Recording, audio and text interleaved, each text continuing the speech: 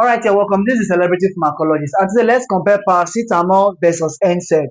If this is your first time of coming across any of my video, please do well to like, drop a comment in the comment section, and also share this video.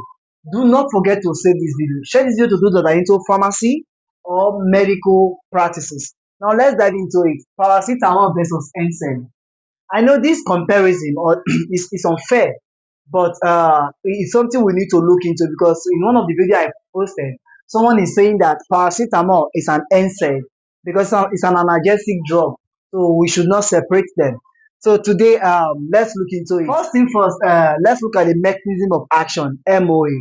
We know that the mechanism of action is one of the way, or it's one thing you look into to say all these drugs are in the same class.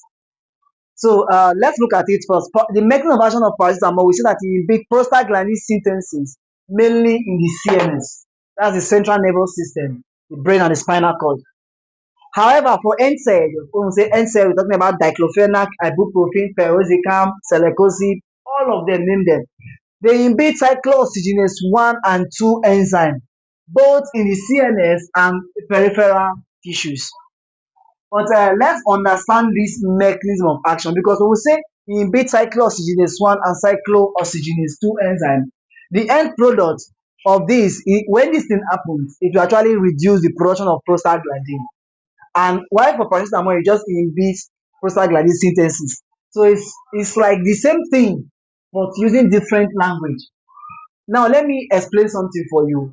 Understand that paracetamol mainly works in the CNS, mainly the CNS.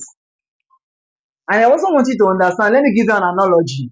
Let's say, let me give you something you can use to understand this mechanism of action. Let's say a bakery where they produce bread. So the bakers are the what? Cyclooxygenase 1 and 2 enzyme. Then the bread, which is the thing that they bake, is the what? Prostaglandin.